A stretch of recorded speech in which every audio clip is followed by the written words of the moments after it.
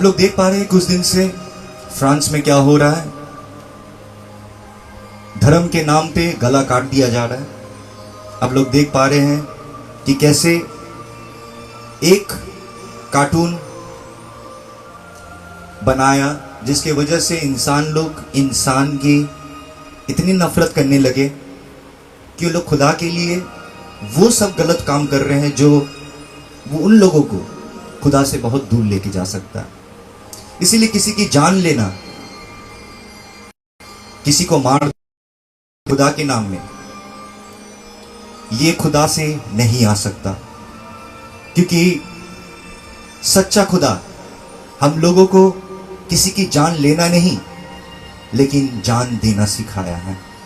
इसीलिए मेरे साथ जुड़ के आइए हम लोग दुआ करते हैं पूरा दुनिया के लिए, क्योंकि हर एक दुनिया में, हर एक जगह में आज आप लोग देख पा रहे हैं, जितने कोई भी न्यूज़ सुनता है, दुख की बात यह है कि हम लोग की न्यूज़ चैनल में दिखाता नहीं है कि दुनिया में क्या चल रहा है। लेकिन जितने कोई भी भाई लोग बाहर की न्यूज़, हर एक देश की न्यूज़ फॉलो करते हैं, वो लोग सब जान पाएंगे कि हम लोग सब आज एक ऐसे समय में जी रहे हैं जो समय में इंसान के करीब नहीं, इंसान से और दूर जा रहा है। हर एक जगह में प्रोटेस्ट हो रहा है, हर एक जगह में लड़ाई चल रहा है। इसीलिए हम लोग दुआ करेंगे फ्रांस के लिए, हम लोग दुआ करेंगे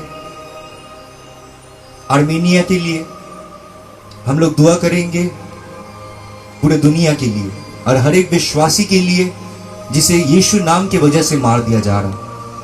आइए, दुख की बात यह है कि आज भी इंसान समझते नहीं है।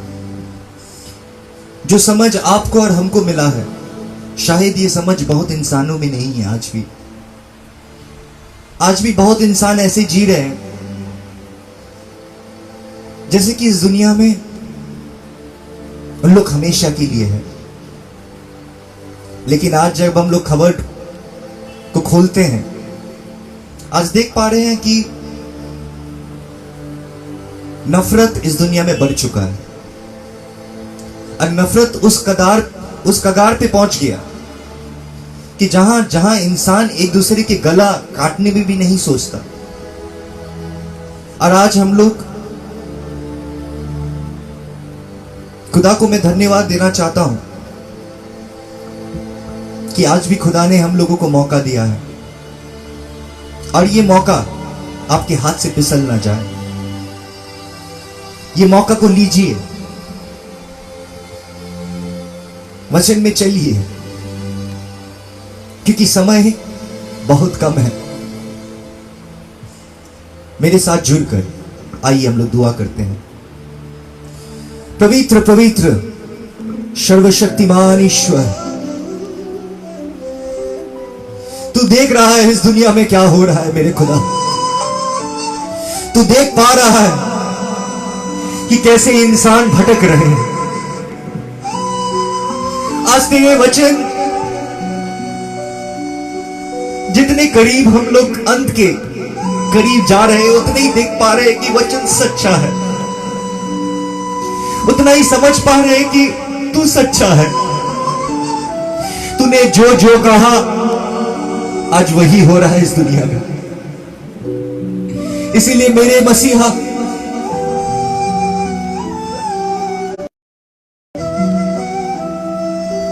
तू संभाल अपने बच्चे लोगों को, तू उन लोगों को वो ज्ञान दे कि उन लोग समझ पाए, जैसे तू मुझे समझा रहा है मेरे प्रभु, जैसे तू मुझे दिखा रहा है।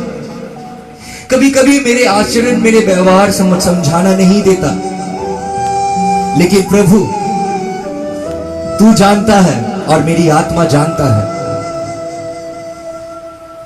कि हम लोग कितने करीब आ चुके हैं। इसलिए तू अपने पवित्र आत्मा हम लोगों से रोक मत, तू पवित्र आत्मा भेज, क्योंकि और तुझसे दूर रहा नहीं जा रहा मेरे मसीह। तेरे और तुझे पाने की आकांक्षा रखता हूं प्रभु, तुझे पाने के लिए आज प्यासा हूं हम लोग। आज जब दुनिया की तरफ देखते हैं तो डर लगता है प्रभु, कि कहां किस ओर की तरफ हम लोग बढ़ रहे हैं। आज दुनिया कितने अंधेरे की तरफ बढ़ रहा है मेरे प्रभु, लेकिन तू हम लोगों को बुला रहा है। धन्य है वो व्यक्ति जो तेरी आवाज सुन के पीछे मुड़ के तेरे रास्ते पे चलने लगे। हम लोग को मोड़ दे, हम लोग को बदल दे। यही विनती, यही दुआ, यही भिक्षण मैं तुझसे मांगता हूं मेरे परमेश्वर। और देर मत कर मुझे बदलने में, मुझे वो ज्ञान, वो सामर्थ्य दे कि मैं अपने आप को जल्दी बदल पाऊं, जल्दी से तेरे ओर बढ़ पाऊं, क्योंकि तू जितने पवित्र है मुझे भी वैसे पवित्र बना। सर्वशक्तिमान ईश्वर, आज सुनने वालों में तू जान डाल दे, अपने पवित्र आत्मा भर दे कि आज जो कुछ भी प्रार्थना में हम लोग मांग रहे हैं तू दे दे मसीहा। जो कुछ भी प्रार्थना में हम लोग मांग रहे हैं तू दे दे, तू दे दे,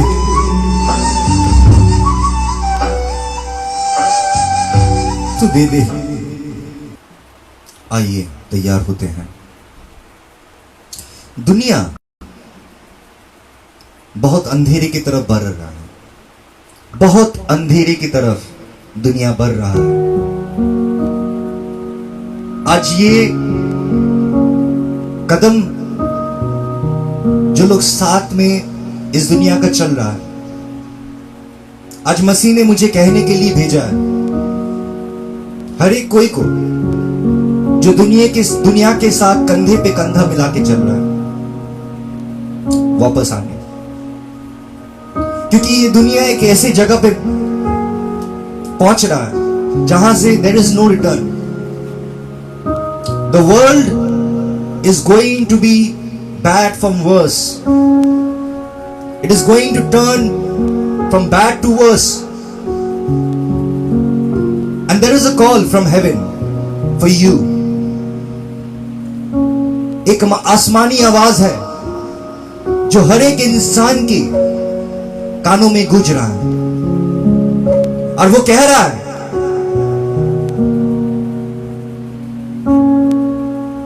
लौट आओ, लौट आओ। आज जरूरी है कि दुनिया की साथ छोड़ना, क्योंकि अगर हम लोग दुनिया के साथ नहीं छोड़ते हम लोग बह जाएंगे।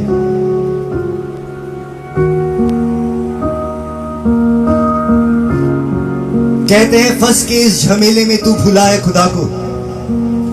हम लोग कितने कोई हैं कि दुनिया के साथ कंधे पे कंधा मिला के चलते हैं, सोचते हैं कि खुदा हम लोग के साथ है, लेकिन जब हम लोग फंस जाते हैं खुदा हम लोग को नहीं भुलाता, लेकिन हम लोग समस्या में पड़ के खुदा को भुला देते हैं। हम लोग भूल जाते हैं कि एक खुदा है, और आज वो आपको आसमानी खुशी से भरना चाहता है। इसीलिए वो हर एक कोई को सावधान कर रहा है कि ये दुनिया से निकल के आओ, इस दुनिया में कुछ रखा नहीं है।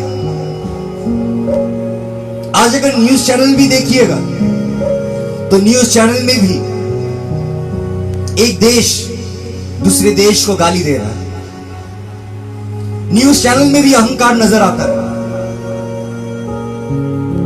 हर एक इंसान के अंदर में अहंकार नजर आता है। लेकिन वचन कहता है कि जो अहंकार करता है उसे खुदा झुकाता है, लेकिन जो अपने आप के सर को झुकाता है खुदा उसे उठाता है। कहता है मसीह के दरबार में सर झुका के आइए। और आज जरूरी है कि हम लोग की सर झुके, क्योंकि अगर हम लोग सर नहीं झुकाते हैं तो शायद ये दुनिया में अंधकार फैल जाएगा। लेकिन जहां आप और हम हैं वहां वचन की रोशनी आज भी पहुंच रहा है। एक दिन ऐसा आने वाला है जब वचन जो कोई भी प्रचार करेगा उसका गला को काट दिया जाएगा। एक दिन ऐसे आने वाला है कि यीशु नाम लेने वाले को जेल में बंद कर दिया जाएगा। एक दिन ऐसे आने वाला है कि जो दुआ करता है उसे सब कुछ बंद कर दिया जाएगा, उसके खाना राशन सब बंद कर दिया जाएगा। आज दुनिया उस तरफ बढ़ चुका है।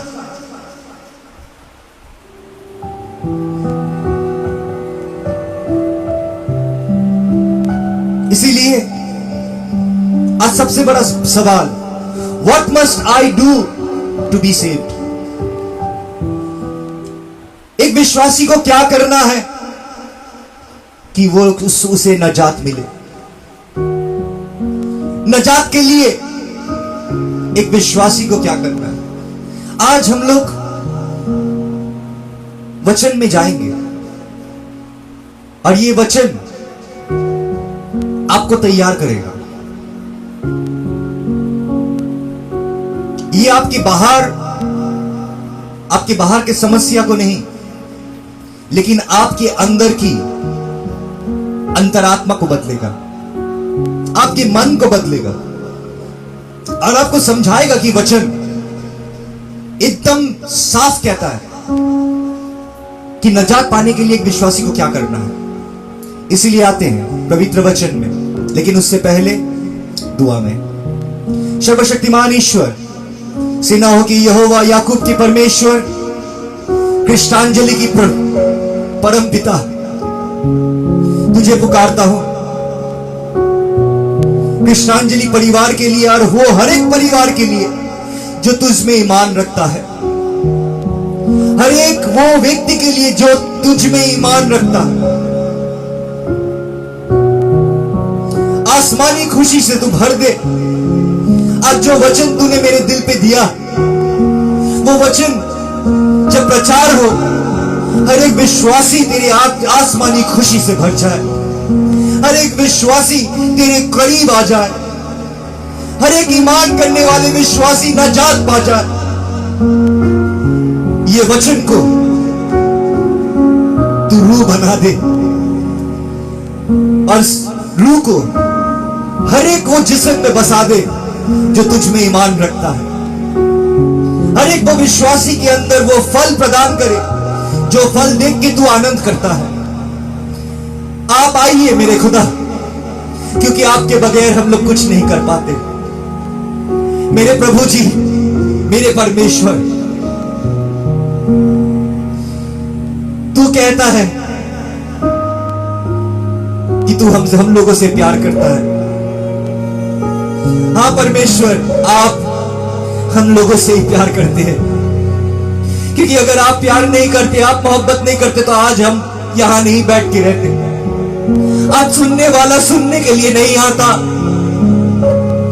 तूने मोहब्बत की बोल के आज हम लोग अपने समय निकाल के तेरे चरणों में आते, नजात पाने के लिए, नजात पाने के लिए, नजात पाने के लिए। तुझसे भिक्षा करता हूं परमेश्वर, आप हम लोगों को नजात दीजिए, क्योंकि अगर आप नहीं देंगे तो किसके पास जाएंगे, किसके पास हम लोग हाथ फैलाएंगे? इस दुनिया में तो अपने भी पराये निकलते हैं मेरे खुदाया, लेकिन मेरे परमेश्वर, तू एक है जिसे मैं अपना कह सकता हूं। मेरे पिता, आप एक हो जिसे मैं अपना कह सकता हूं।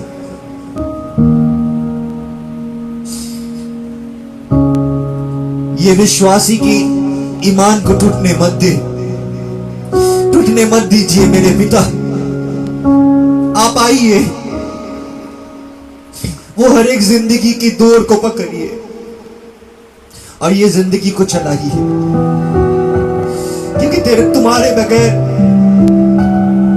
हम लोग कुछ नहीं कर सकते।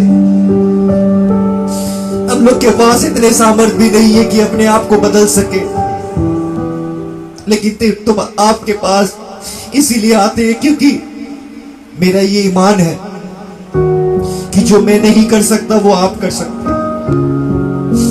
मेरे प्रभु जी, मेरे परमेश्वर, सुनने वाले लोग के लिए मैं दुआ करता हूं। मैं किसी को भी कुछ भी नहीं दे सकता मेरे प्रभु, किसी के भी समाधान को, किसी की भी समस्या को समाधान नहीं दे सकता। तू जानता है कि मैं कितने दुर्बल हूं अंदर से, लेकिन मैं ईमान रखता हूं तुझ पे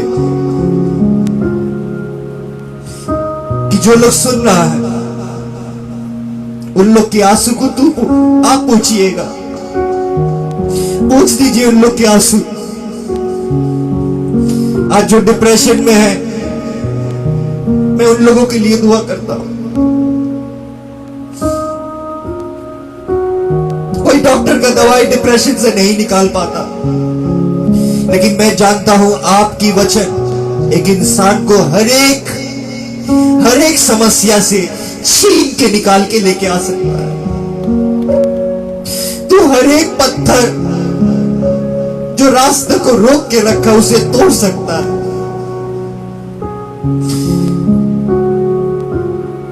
तेरे वचन वो दो धारी तलवार है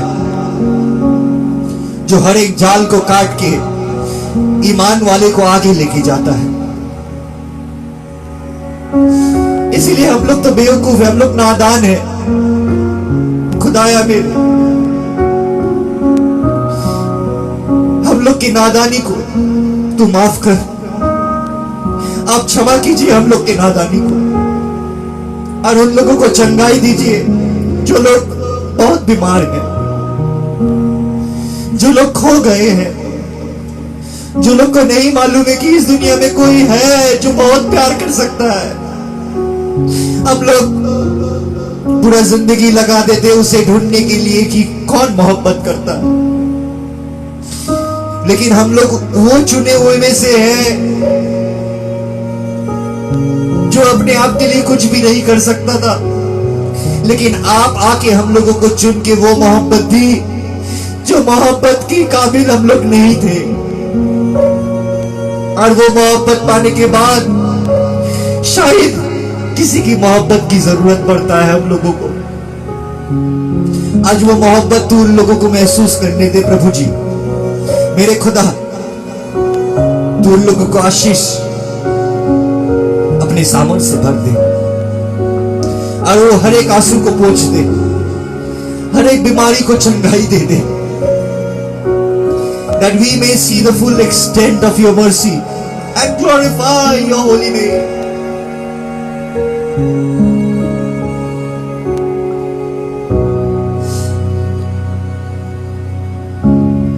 ये दुआ यीशु मसीह के नाम से मैं चाहता हूं। पवित्र वचन में What must I do to be saved? एक विश्वासी को क्या करना चाहिए? सबसे पहला और सबसे पहला वचन पवित्र आत्मा आने के बाद जो शिष्य लोगों के मुंह से निकला था, वही पतरस, जो पतरस डर से 3 बार प्रभु को अस्वीकार किया था, जो प्रभु को छोड़ के भाग गया था, वही पतरस जब पवित्र आए, सबसे पहला वचन शब्द उनके मुंह से निकला। प्रेरित के पत्र 3:19 कहता है, प्रेरित Acts of the Apostles chapter 3 verses 19, repent and turn to God so that your sins may be wiped out, that times of refreshing may come from the Lord. कह रहा है मन परिवर्तन करो और प्रभु के पास लौट आओ कि वो तुम्हारे हर एक गुनाह को साफ कर दे, वो तुम्हारे हर एक गुनाह को धो दे, अब तुम्हारे जिंदगी में अ टाइम ऑफ रिफ्रेशिंग, तुम्हें वो नया जिंदगी मिल सके। जो नया जिंदगी पाके एक विश्वासी पूरा बदल जाता है। आज हम लोग सबसे ज्यादा पश्चाताप के ऊपर ध्यान देंगे, क्योंकि यही सबसे बड़ा वचन है जो यीशु मसीह आने के बाद, पवित्र आत्मा आने के बाद यह दावा किया गया। It has been demanded by every people who has been given the truth, जिसे सच्चाई दिया गया है।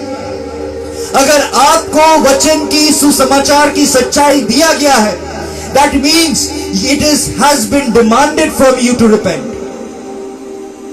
जिसे सच्चाई नहीं दिया गया है उसे पश्चाताप की जरूरत नहीं है।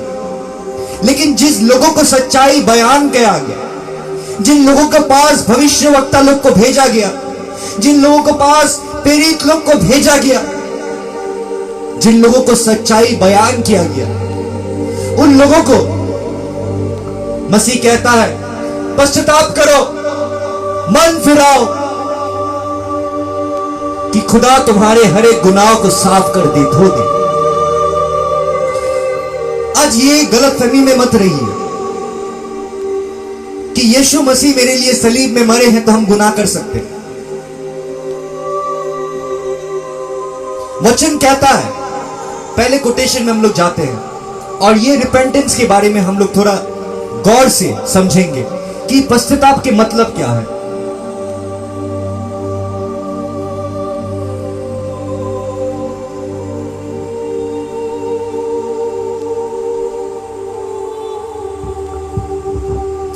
पश्चाताप के मतलब ये नहीं होता, repentance doesn't mean anything if you keep doing what you are sorry for. मत्ती के 8:9 में कहता, 3:8 में कहता है, मत्ती के 3:8 में कहता है रिपेंटेंस के मतलब ये नहीं है कि जो गुनाह के लिए तुम पश्चाताप कर रहे हो वो गुनाह को तुम फिर से करो। अगर मेरे जीवन में कोई गुनाह करके और पवित्र आत्मा आके मुझे दोषी ठहराया, मेरे गुनाहों को दिखाया कि मैं गलत हूं, इसके मतलब गुनाह को पवित्र आत्मा इसलिए दिखाता कि मैं उसे बदल सकूं, मैं उसे घुमा सकूं, मैं उसे करना छोड़ दूं। क्योंकि पवित्र आत्मा दिया इसीलिए नहीं दिया कि वो धार्मिकता के रास्ते में हम लोग चल सके। पवित्र आत्मा इसलिए दिया गया है कि हम लोग गुनाहों के रास्तों को छोड़ सके। जो चीज खुदा को पसंद नहीं है वो चीज को हम लोग छोड़ सके। इसलिए पवित्र आत्मा सबसे पहले हम लोग की जिंदगी में वही काम करता है, वो दोषी ठहराता है, वो आपके गुनाहों को दिखाता है कि आप कहां गलत हैं। नहीं तो इंसान इस दुनिया में गलती अपना देख नहीं पाता। इंसान दूसरे की गलती तो जरूर देख पाता है लेकिन अपनी गलती नहीं देख पाता। इंसान दूसरे के गलती को उंगली उठा के दिखाता है लेकिन अपने गलती पे कभी उंगली नहीं उठाता। ये दुनिया एक ऐसी दुनिया है जहां चोरी भी किया जाता है, सीना जोड़ी भी किया जाता है। ये दुनिया एक ऐसी दुनिया है जहां किसी के साथ अन्याय होता है और अन्याय करने के बाद आनंद भी करता है। हम लोग ऐसी दुनिया में जी रहे हैं आज जहां किसी के अगर गला काट दिया गया उससे उन लोग को पश्चाताप नहीं होता, लेकिन उन लोग अपने बारे में प्रशंसा करते हैं कि उन लोग ने क्या किया। They boast about themselves। वो लोग अपने गुनाहों के बारे में इस दुनिया में बयान करता है कि वो लोग सबसे बड़ा 30 मार खान है। लेकिन पवित्र आत्मा जब इंसान को दिया जाता है, वो पवित्र आत्मा हम लोगों को सबसे पहले वो पश्चाताप में लेके जाता है। वो दिखाता है तुम्हारा गुनाह कहां है, तुम कहां गलत हो। और जब पवित्र आत्मा दिखाता है, then comes it is our duty to change that। अगर हम लोग उसे नहीं बदल पाते तो हम लोग हार चुके हैं।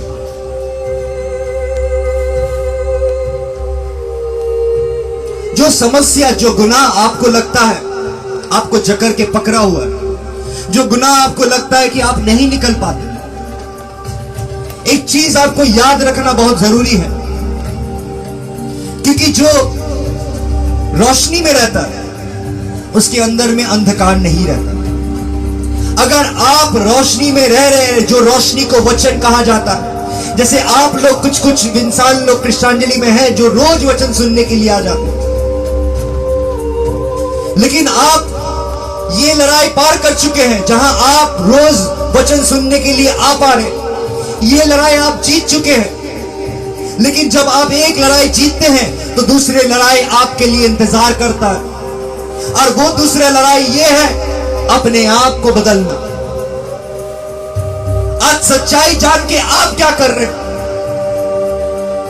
अगर मुझे सच्चाई दिया गया कि मैं जो रास्ता चुना हूं वो रास्ता गलत है, तो इसके मतलब ही यह है कि मुझे वो रास्ता को छोड़ना पड़ेगा।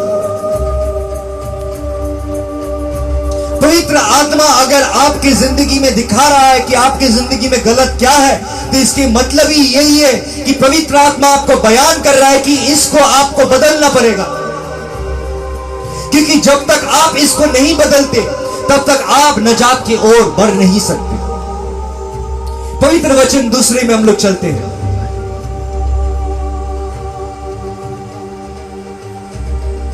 Repentance is not when you cry but when you change। असली पश्चाताप वो नहीं होता है जब एक इंसान गलत समझ पाता है और गलत समझ पाने के बाद वो रोता है। आज देखिए, हम लोग यीशु मसीह के पास आने के बाद बहुत सारे इंसान ऐसे हैं कि हर बात में रोते हैं। उसे अगर उसके बेटे कुछ कह देते हैं उसके लिए रोते हैं, उसके अगर दिल में डर बैठ के है उसके लिए रोते हैं। लेकिन रोना असली पश्चाताप नहीं है। असली पश्चाताप है बदल जाना, मन परिवर्तन करना। क्योंकि जब हम लोग मन परिवर्तन नहीं कर पाते तब कहीं ना कहीं हम लोग लड़ाई हार चुके। हाँ, there is a struggle with sin. पौलुस रोमन लोग को यही बात बता रहा था, रोमन की मंडली को यही बात बता रहा था कि मैं जो करना चाहता हूं मैं नहीं कर पाता, और जो नहीं करना चाहता वो कर बैठता। मेरे अंदर में गुनाह जीवित है, और जो गुनाह के दास हम लोग सब बन चुके। आप गुनाहों के दास बन चुके हैं।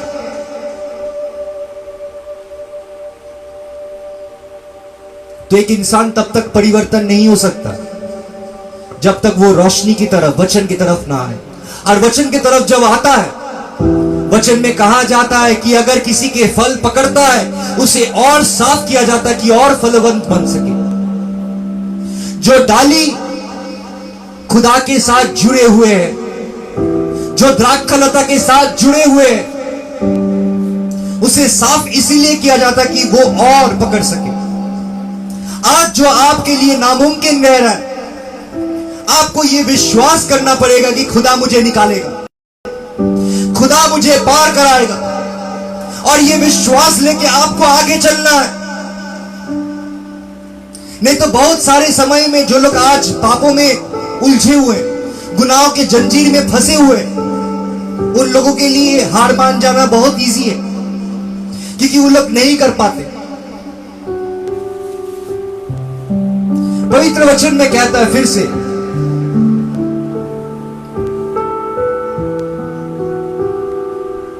खुदा की सबसे बड़ी आशीष अगर कोई हो सकता है, वो आशीष भविष्यवक्ता बनने का नहीं होता, वो आशीष प्रचार करने का नहीं होता। सबसे बड़ा आशीष कहा जाता है रिपेंट।